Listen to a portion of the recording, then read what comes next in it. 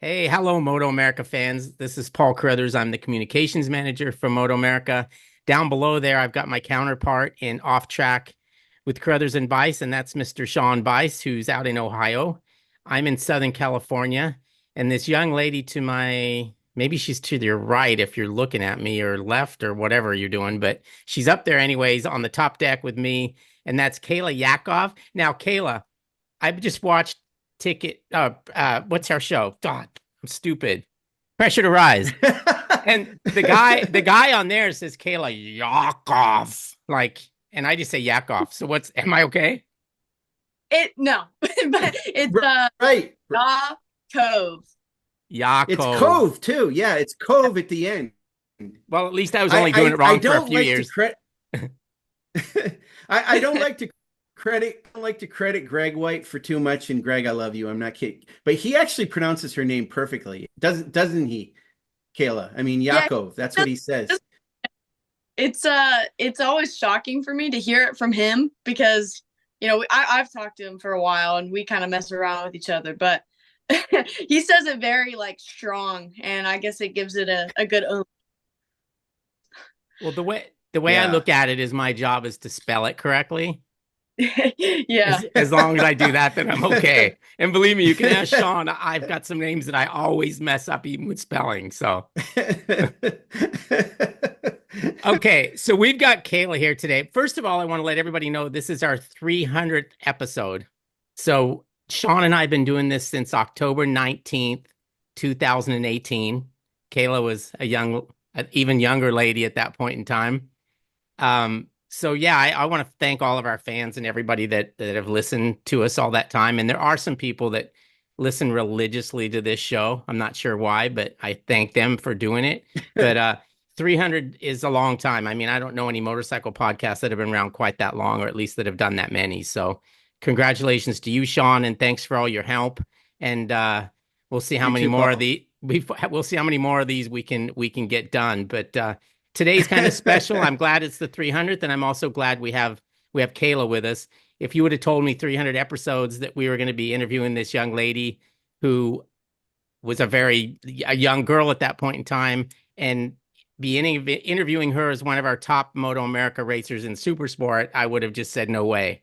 So congratulations to you as Yeah. well, because so far what you've done has been really, really impressive. And I want to start with that because I was doing some research this morning, and you finished seventh in the championship this year in your first year in Supersport. How would you grade yourself? I mean, I'd go ahead and throw out an A minus for you. And I don't know if you're harder on yourself or not, but how would you rate your first year in Supersport? Um, I I think that's a pretty good. I think from an outside perspective, that's a pretty good grade. I see it differently because obviously I think a lot of people know that I'm probably my toughest critic, and especially when it comes to uh results. Like everyone looks at results and they want to see something good every time, and I'm the same way. Even if I had a good weekend where we found issues and we were able to diagnose things, I still at the end of the day I'm looking at the result and I want that. So um you know yeah, first season with this team in Supersport, riding against guys that have won races in Supersport, um, champions, people that have gone. Obviously, my teammate who's gone to World Supersport and almost won the World Championship. Like these guys are fast, of course, but yeah, I'd probably give myself like a B minus if I were to grade it. Even though it was really good, there's a lot of things I can take away from it. I'm still pretty tough on myself and would have wanted a little bit more.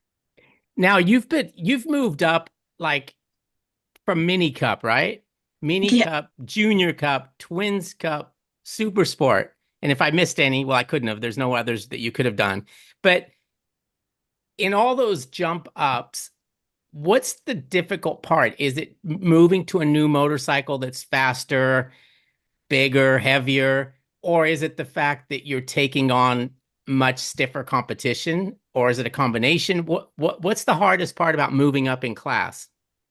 It's a mix of a lot. I think definitely this past season has been the hardest year by far to to really pushing me. I felt like in a lot of the other classes, that the extra second that you need, the extra half second, wasn't the worst to get. It didn't feel very hard once I kind of understood the bikes, right? Like, I'm obviously, you're moving up classes, so each year you're having to learn a new bike. But once you kind of get over that peak, it's finding that little bit extra wasn't the most difficult thing.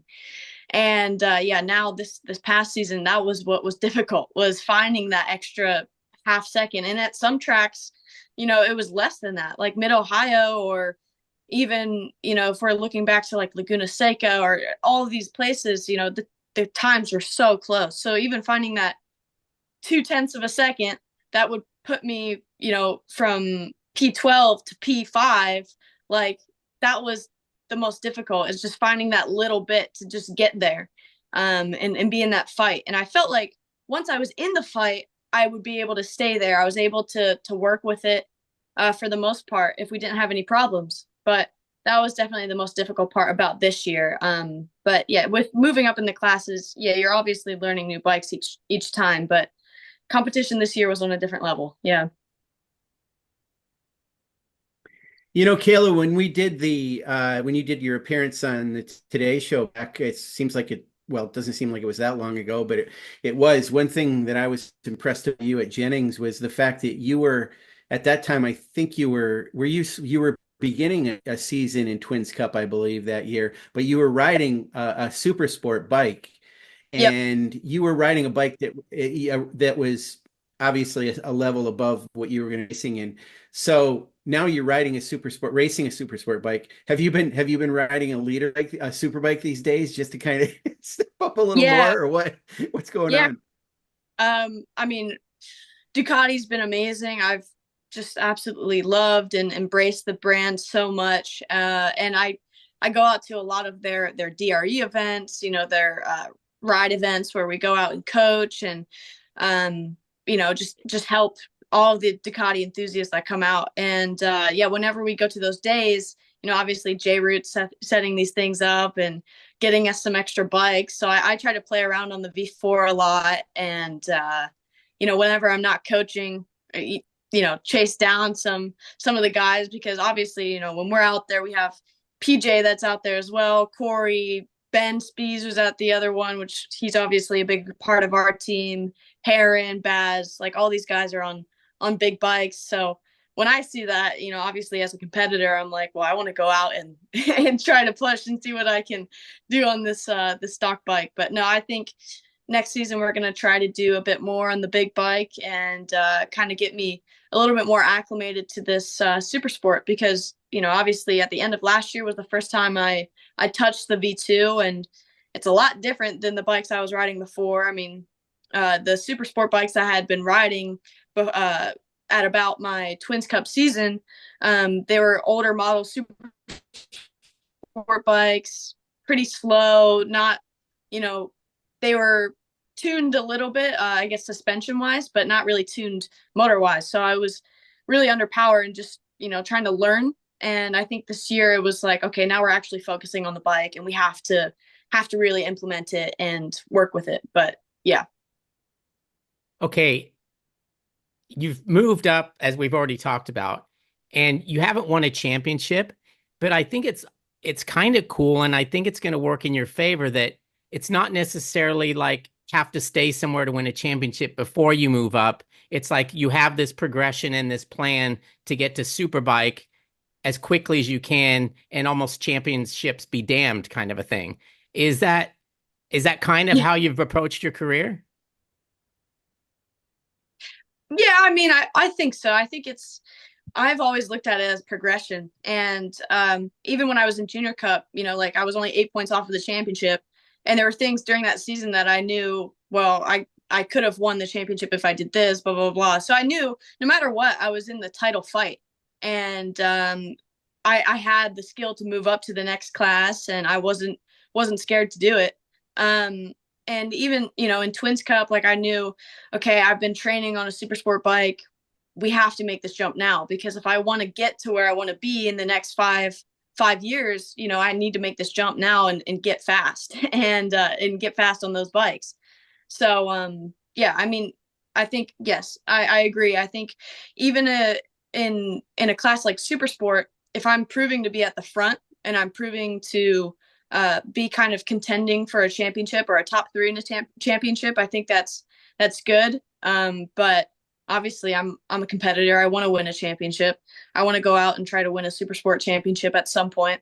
But our main goal is Superbike, and our main goal is trying to get to Europe again. So we got to, sometimes you have to kind of move up and learn and get there before you can do that.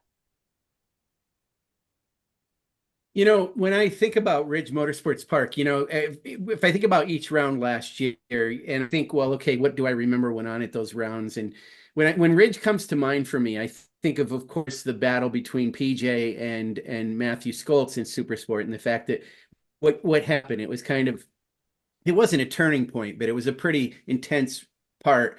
Well, then here's Kayla Yaakov, who gets her two podiums out of the year at Ridge Motorsports Park, including a runner-up spot. You were second to Matthew when, of course, your teammate went down.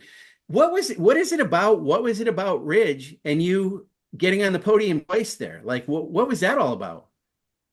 I think, well, I don't like when people say that people are only good at specific tracks. Because going into that weekend, a lot of people were like, oh, you did great here, blah, blah, blah. And I'm like, I really don't think this is what contributes to what it is. I feel like that was our weekend out of the whole season that everything clicked. I think a lot of times this year we kind of struggled to find that feeling that I needed on Friday. You only get so many sessions, so you have to really find things and fine tune them very quickly. And that was the only round I really felt like, okay, we did that perfectly on Friday, and that way I didn't have to worry about anything going to Saturday. And I knew, even from Q1 I was on the second row, so I was like, okay, all I got to do is go just a little bit faster and no one's going to push me out of second row. Like I have it right here, so I wasn't worried. And I mean, we look at Brainerd. Brainerd was another good round for me. And it was the same thing, right? Like we had a pretty good Friday and it worked out in the race. So I don't know. I was just, it was frustrating because, coming out of the Ridge, I was kind of, not to say I expected to be more at the front again, but I felt like I had that pace. Like I saw the pace at the front, and it was exactly what I was talking about earlier. Finding that half a second in the race was not that hard for me again. I was able to do it. Obviously I've had the bike under me to do it all year, but I felt like everything was together for me to do it. And I was able to find that. And even especially in race one, keeping with the leaders for some laps there was really important for me. And it was a huge confidence boost. But yeah, it was tough kind of working my way backwards and having to, say, okay, well, this is part of the progression. This is part of learning this bike, part of working with the new team, and finding out what I really need from both of them, at once. So, yeah, I think we had a really good round, and it was all just things clicking together and that perfect, like synchronization. And yeah, it was a really good weekend. I always love going to Seattle, so I was already happy to be there. And I think that's a big part of it. Your mentality into the weekend. So yeah. It might have been Ridge where you told us, I think in the press conference, that it seemed like you'd found that sweet spot in the settings. Yeah. Did that sweet spot go away? Did you get away from it while trying to find a sweeter spot? Is that generally what happens? Yeah, no, that's exactly what happened. We went into Laguna, and honestly, Laguna, the race wasn't too bad the first day. We were fighting for third again, and that podium. But then we ran into some just weird issues where I was having a lot of loss of feeling in the front end in the middle of the race, and it was just I felt like I was overworking this tire. So then I'm thinking, well, okay, we did this to the suspension, but maybe I'm also overriding it because I want to be there. Like I know I want to be there. So you always, as a rider, especially when it's your first year in the class, you're kind of pushing over your head at some spots, and you have to kind of realize that. And I think that was one of the issues was I was riding farther than I probably could have at that time. But I mean, I was fighting for a podium. Why wouldn't I be fighting that hard? But yeah, that, and then we tried to tweak the setting just to get me that little bit more, and it kind of ended up working us backwards. And then we're trying to find that setting again and work at it for all these different tracks. You know, obviously we're changing, and not every track is the same. So if you try the same setting we had there, it's not going to work everywhere. So it was just that struggle of trying to find something that was perfect. And I mean, obviously now going into next year, we're going to have good notes. I think a big part of the weekend was like ending on Sunday and saying either, man, I wish I could have started where I ended here on Sunday, or saying, man, I wish I could have just stayed on what I had on Friday. So now that we have notes, it's going to make it so much easier next year to go to these tracks and be confident right away. And I think it's going to make a big difference. Yeah, I'd say so. It just was one of those things. I'll never forget you in the press conference, and we hadn't seen you in a press conference for a little bit, but you were on fire in there. It was so cool. You were like, you know, you had a little bit to say about your detractors and things like that, which I thought was pretty awesome. But you handled it very, very professionally, but with a, you know, a seriousness. It was like, oh, you know, don't cross her kind of thing. So, do you recall that that's how it went in the press conference? And you really kind of showed the competitor that you are. Yeah, I think it was good to say, you know, you think about it all the time. I mean, that's part of what it is, and that's part of kind of my experience being in the paddock, obviously being one of the only females in the paddock. But I mean, that doesn't mean anything to me. I'm not there to just say, oh, I'm a fast girl. I'm there to say I'm a fast rider, right? And that's what I thought, and that's what I said. And I think that's a big part of the sport. You have to do that. If you're not saying what you're thinking and you just kind of stay quiet, how are you going to attract that factor? You know, you think about the good days of GP and, you know, just Marquez and Valentino going back and forth and all this stuff where they're not caring what they're saying. They're saying exactly what they think. So you kind of have to think about it that way too. Not saying I did it to spark any media or whatever, but it's part of it. You have to say what's on your mind, and that's what I was thinking. Yeah, it was good. Okay, so it was really good. You share the truck with your teammates Corey and PJ. They're both gentlemen, I know. Do they give you the space you need, and how does that work in that truck now that suddenly that 2-man locker room has a girl in it? It takes a little bit longer in the morning for everyone to get ready, I guess.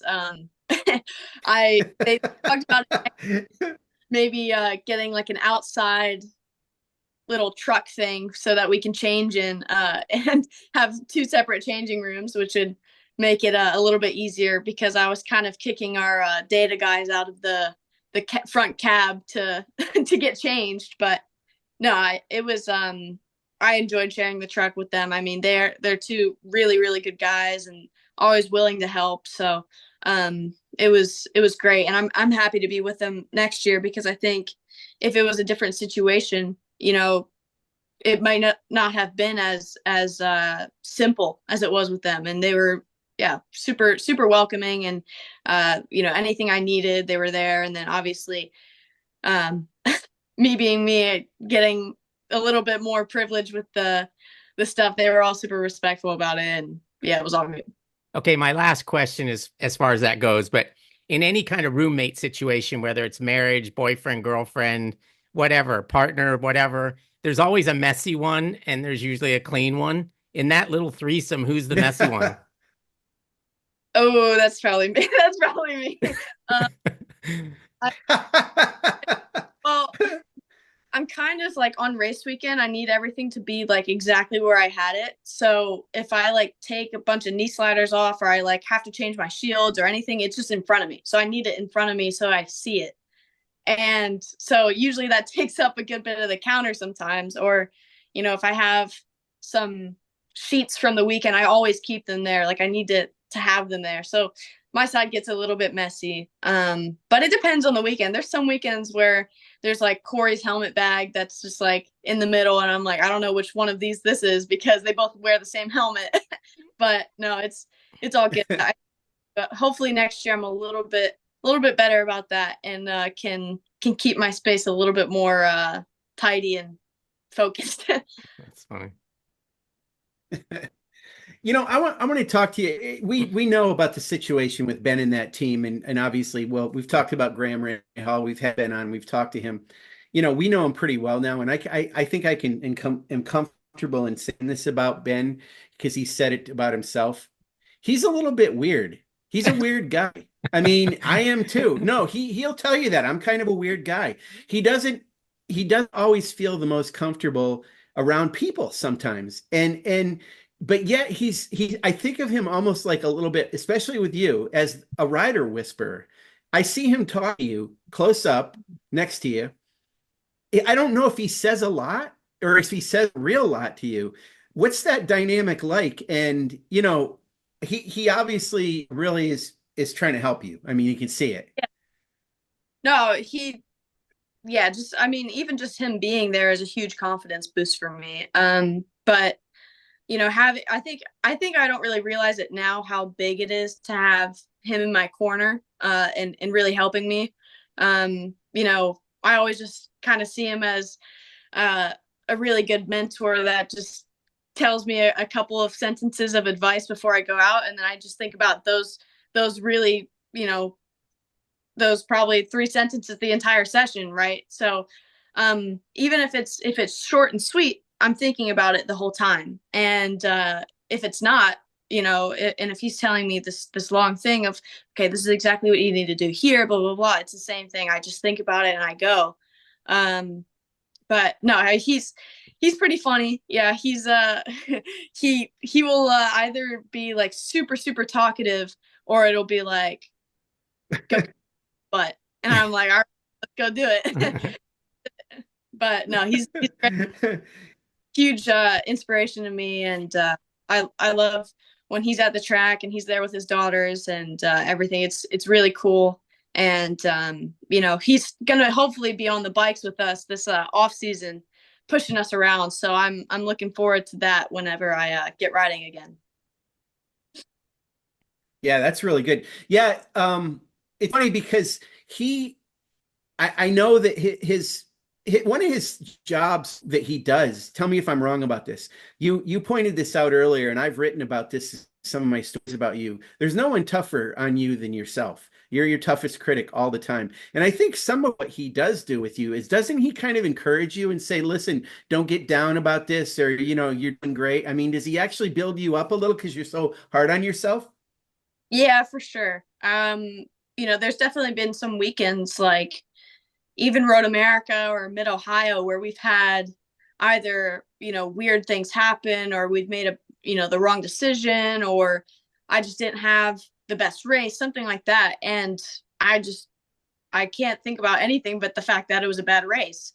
And of course I get upset because I know, like, I can be there. I know, there's only just that little bit more, and I need to find that little bit more. And yeah, I'm hard on myself, but it's that's part of just, I think, me maturing as a rider. I think it got a lot better at the end of the season. I was able to kind of handle the situations better. Even when I was having a bad race, I was able to kind of regroup and keep going and not really think about it too much. Not to say that in a race I was like giving up or anything, but kind of just the mental aspect of, this doesn't kind of equate to my worth as a rider here. This weekend doesn't mean that my season was bad. This weekend doesn't mean that I'm going slow. Like, that's not what this means. So he was able to kind of put it in perspective for me, and definitely teach me a lot about the mental state of kind of where I need to be in a weekend. And definitely helped me, give me that little bit of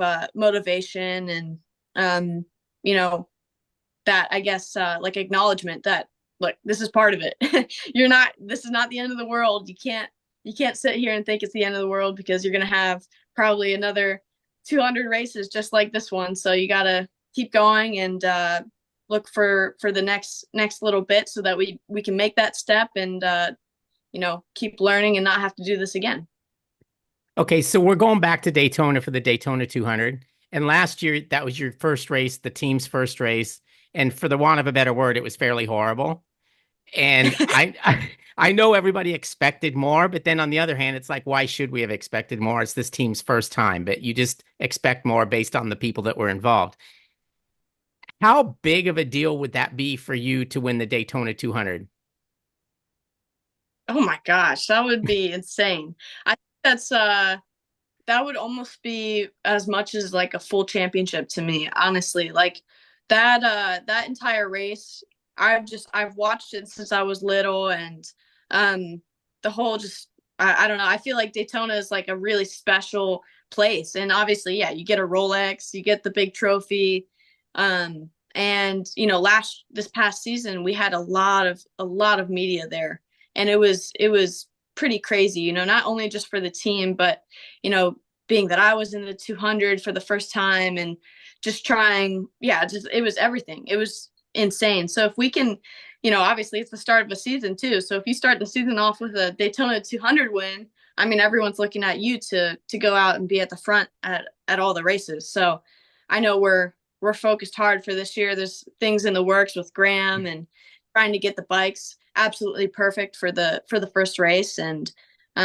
we're definitely going to have more than just one test day before the first 200. So it's going to be, it's going to be great. But winning the 200 would be insane. I already told a bunch of people, like, if I were to win the 200, I'm going straight to the Chick-fil-A across the street with the trophy, and I'm getting everything I want. That's and awesome. then coming back. Yeah. That's funny. Well, I've got a question. It's like when you obviously look at data from PJ's bike if you want to. When you do that after a session and he's faster than you, is it usually he's a lot faster in a certain section, or is it usually just tiny little bits in every section? I know that's a weird question, but it's always... No, it's a good question. There's some weekends where it's just little bits here and there where I'm close. Like if I'm up the front, or times are very close. Like Barber was a good example, or the Ridge or Laguna. But other weekends where maybe I'm a little bit behind and just missing that little bit.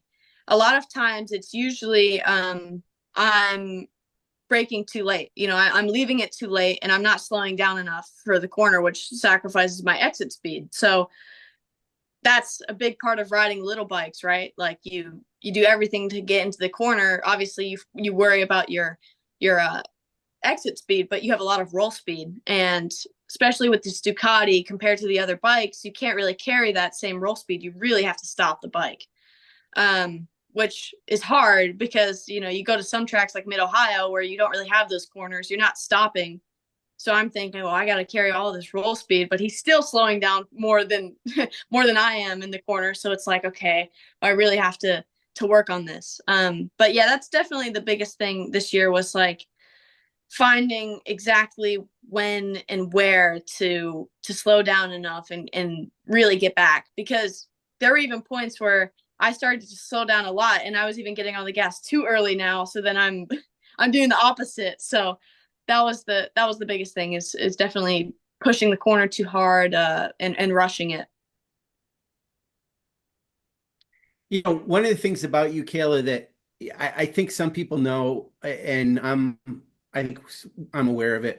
But you've raced for, I think, a couple of years, maybe 3 years, with one or two bum knees that no 17-year-old should have to go through. You had some injuries in Junior Cup, I believe. You had a torn ACL and a partially torn, possibly in the other side, if I may reveal that, but maybe you can correct me on it. So after New Jersey, I say finally got it taken care of. You've been racing with those injuries for a while now. And I mean, you got a podium, you're on the podium and twice this year at Ridge. So obviously you've been doing okay. I don't even know how you did it. I could see you walking around with that KT tape on your knees and stuff. So you had the surgery on one side. You're not going to do anything on the other side.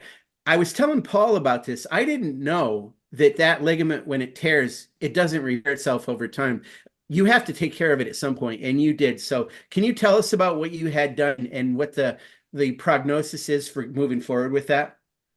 Yeah, so in basically where it all started was I used to race motocross, and first I started in flat track, then I got into motocross, and then I got into road racing. So once I started doing all three and I picked road racing and motocross, I really started focusing on road racing and doing motocross as training. So I had I basically, what happened was I was probably 11 or 12, and I probably 11, yeah. And I was on a 65, a KX 65, and I was like, Dad kept telling me we have this local track that's near our house. That's a really good motocross track, really great for my training. And obviously, a lot of road racers do cross training with motocross, so that's what I was doing at the time. And he told me, he's like, "All right, I'll get you an 85 if you double this entire section." I was like, "All right." I was like, "I'll do it." And so basically, I hit the first one, and I cased it just a little bit, but it wasn't that bad. Like it was like just a little bit. And then I got the second one, and I really cased it. And basically what it did is it like really slowed me down and kind of got me a little bit over the bars, because these were pretty big doubles. And I just like, there's a bunch of loose dirt in between the set, like the second set and the third set. And I just basically like got super loose, and then my foot went down to the ground to kind of like, I guess, brace or pick myself up. And then it caught, and then, like slid and turned. So that was basically what caused it. And then, I ended up like, I was on the ground, and I kind of knew like something was wrong, but I was like, well, I want to keep riding. And he said, this is where we made the biggest mistake. He was like, okay, well, if you want to keep riding, you got to go run. Like, I need to see you run. And I made it 3 steps, and my knee completely buckled. And I was like, all right, we're done. That's it. Oh. So basically from that point on, I was having like every 2 months or so, my knee would make a huge crack sound, and it would buckle, and it was really nasty. But we had that. And then at VIR in the 2022 season in Junior Cup, it was race 1, and I was battling for that front pack, and I was kind of waiting for the last few laps of the race. And I got in up on the curb, kind of in that little S section, and got into a small tank slapper. And it was really small, like it wasn't that bad. So I didn't really think anything of it. And basically what happened was the brake pad separated. So when I went to the brakes into that turn 7, I had no brakes. So ended up taking out Cody Wyman, unfortunately, but I ran off the track and threw me over the bike, and I hit into the air fence. And I guess when I was tumbling and when I ended up landing, I completely tore my ACL, and my I think partially or completely tore my MCL as well.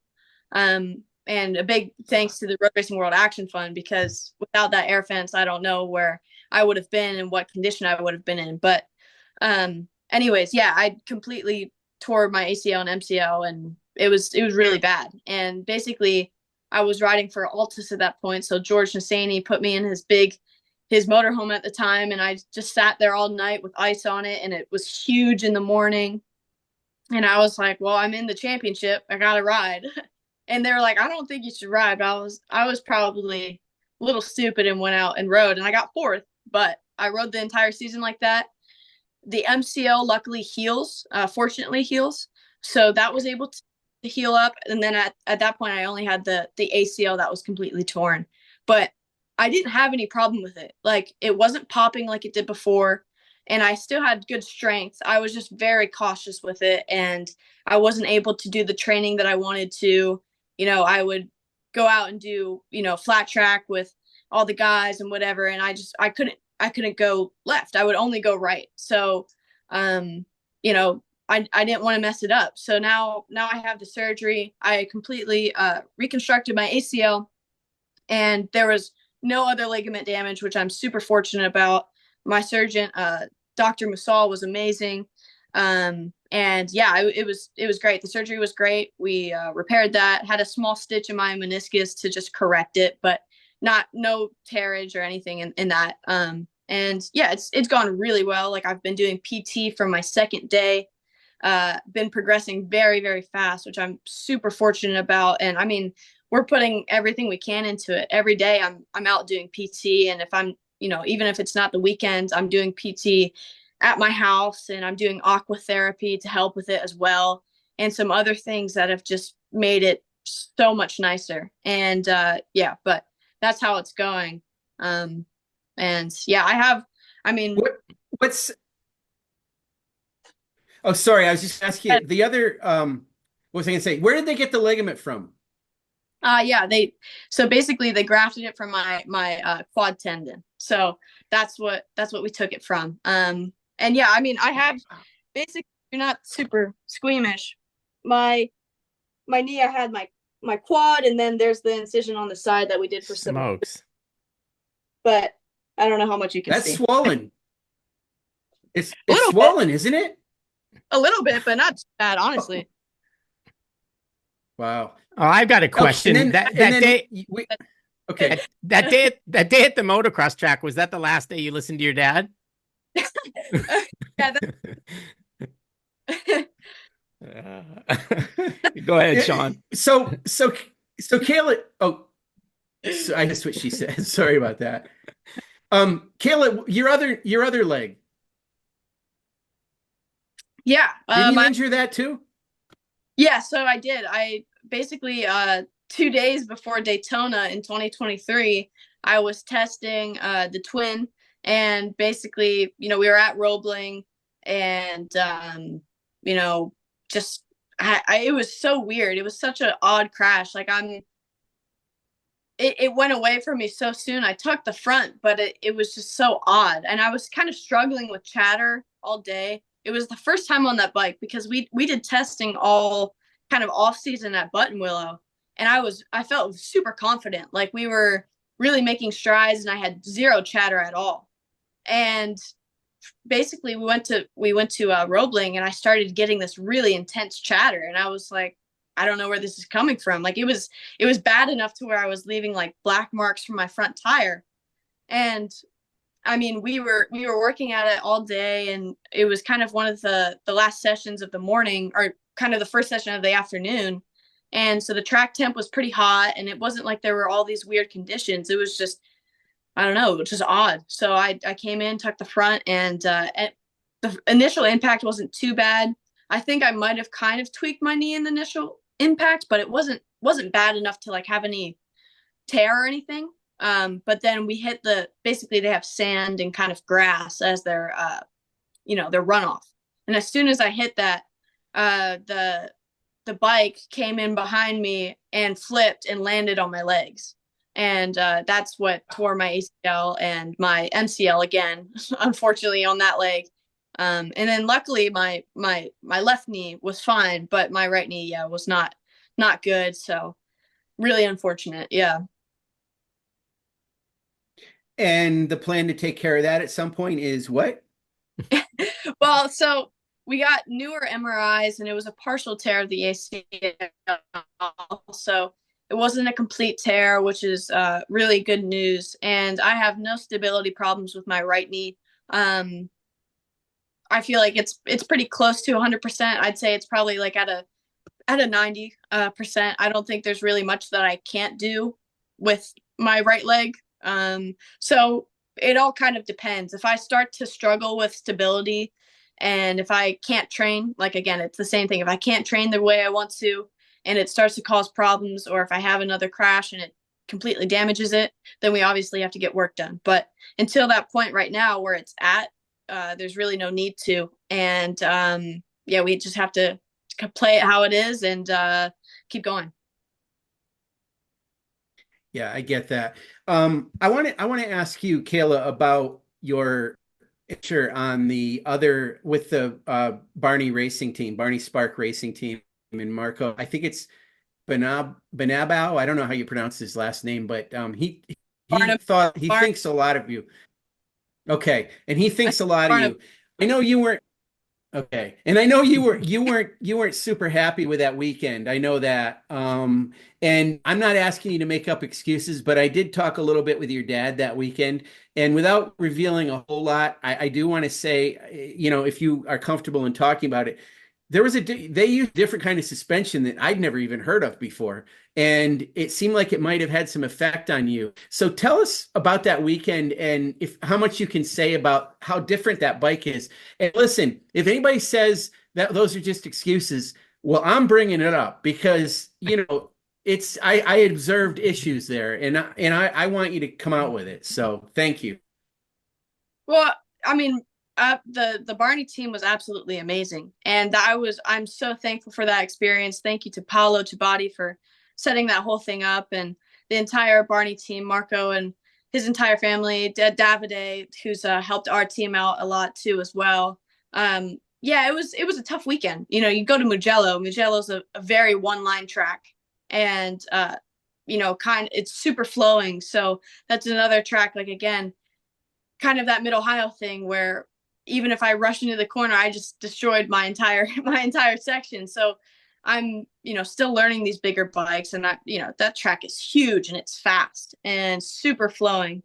So that was the first difficult thing is learning this new bike that has different, configurations, different suspension, different tires, different electronics. The ECU was slightly different from our MotoAmerica ECU, and a lot of different things. And then working with basically different pressures also.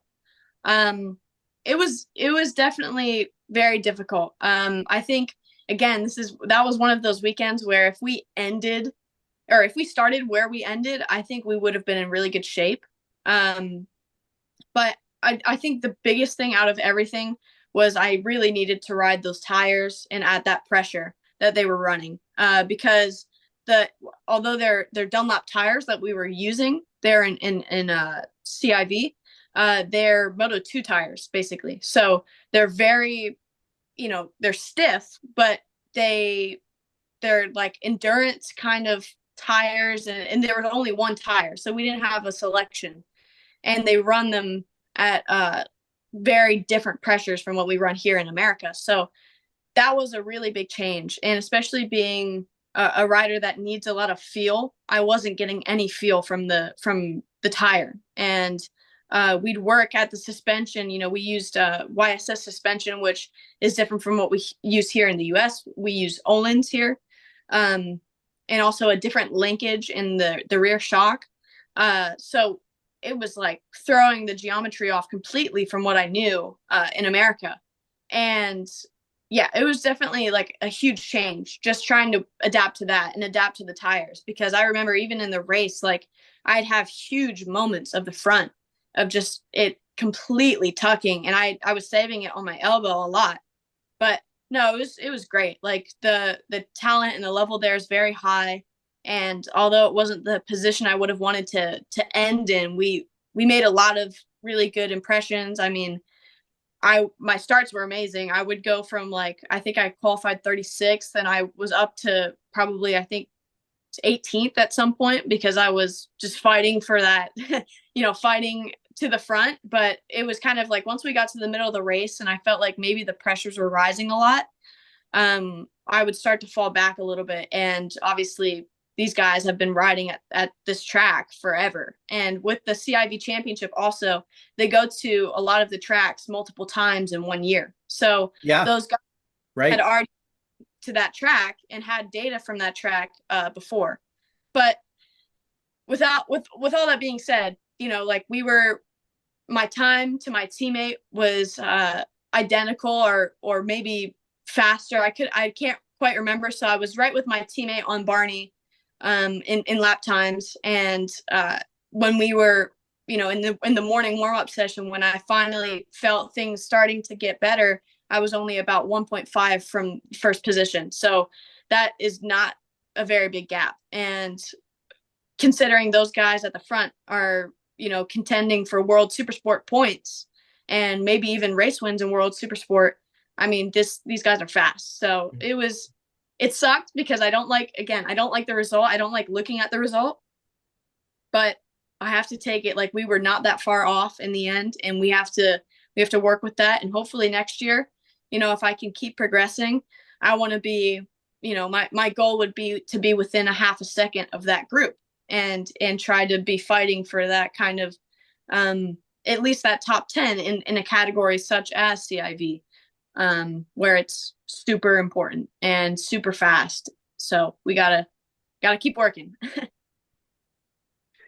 Yeah, and your teammate, not your teammate in Supersport Next Generation, but your Superbike teammate won the championship that weekend. So that team had a lot to celebrate. And were you part of that? I mean, I'm sure you met the rider. I can't remember his name, but the one who won the Superbike championship. Yeah.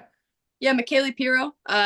He was really nice. That's I the one. Talked to him a lot, but yeah, they did a bunch of championship stuff, and they took a lot of team photos.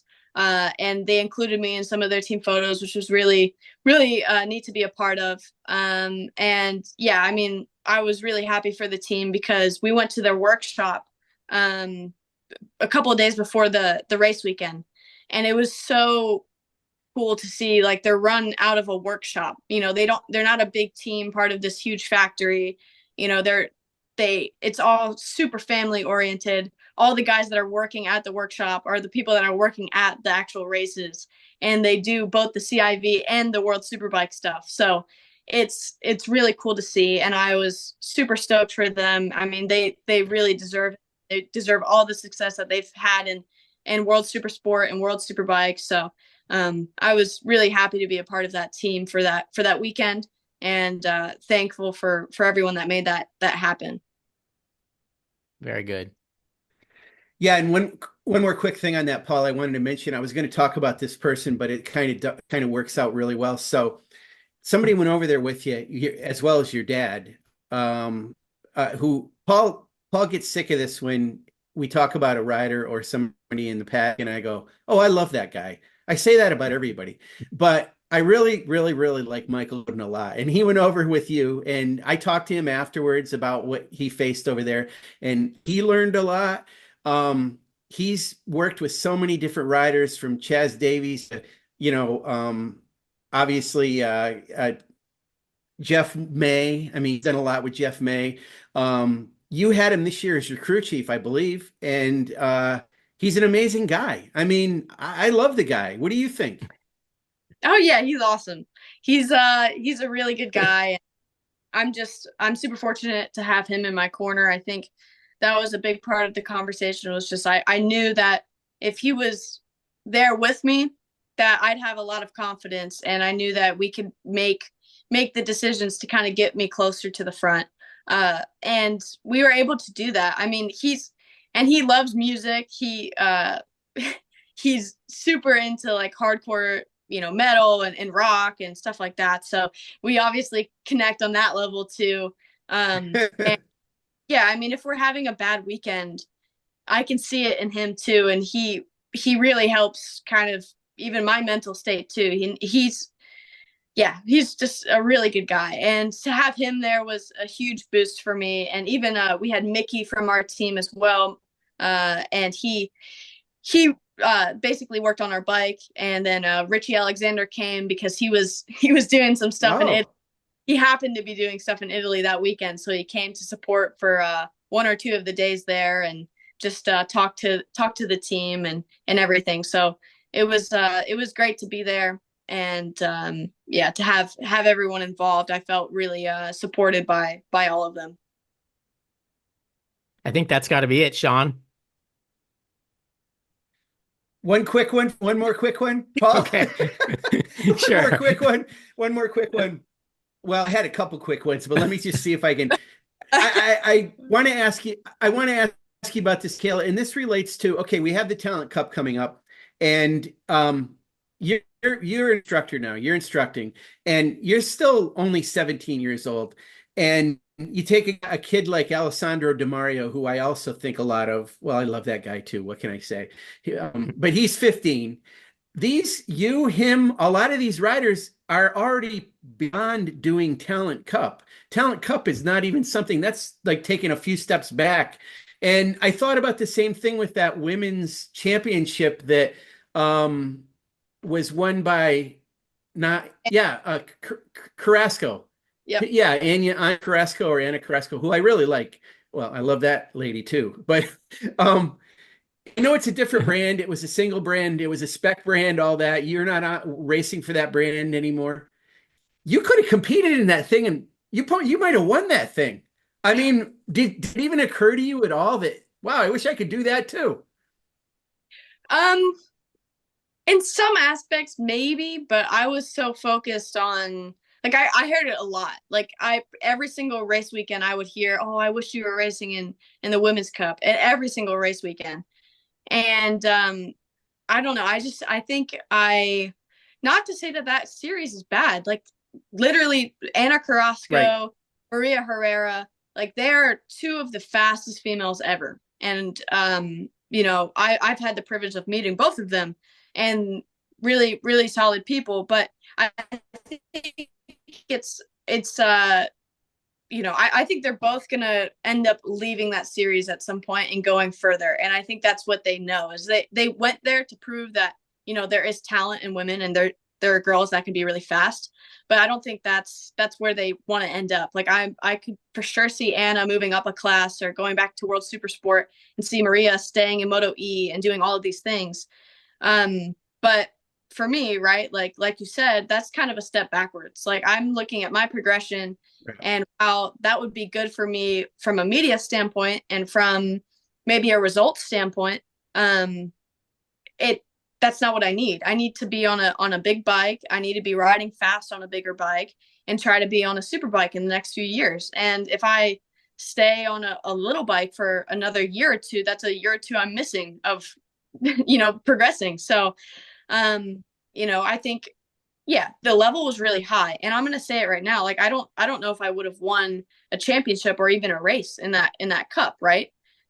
It's not saying that I couldn't have, or I wouldn't have, but those girls are fast. And I don't think a lot of people understand, like, that level, the level that Anna, and especially Maria, like, the level that Maria was riding at that's Moto E. You're getting in the MotoGP categories. Like, that is extremely fast. So, yeah, I think my times would contend them, definitely, but I'm not focused on that. I'm focused on racing my Ducati in Supersport, and I'm focused on getting on the Superbike in the next few years and trying to progress that way, and then go to World Superbike eventually. Well, there you go. World Superbike. Okay, I wondered where you're at. Yeah, so, okay, you have every year, your birthday's in June. Every year that you've gotten a year older, you've gotten eligible for another class, and it's been a matter of, I'm waiting till I turn the legal age to be in that class. So you're 17 now. You'll be 18 next June. You'll be eligible for Superbike. Any chance of being on a Superbike this next season at all? We got to can't say. Don't know. Nope. We got to figure out what the outlook is going to look like. I think there's going to be some rules changes in the next few years that are, we kind of have to wait and see. But aside from that, I mean, if Graham ends up wanting to go to Superbike at some point, and with PJ's their number one, so you gotta make sure PJ's on the Superbike first, and I'm completely on board with that.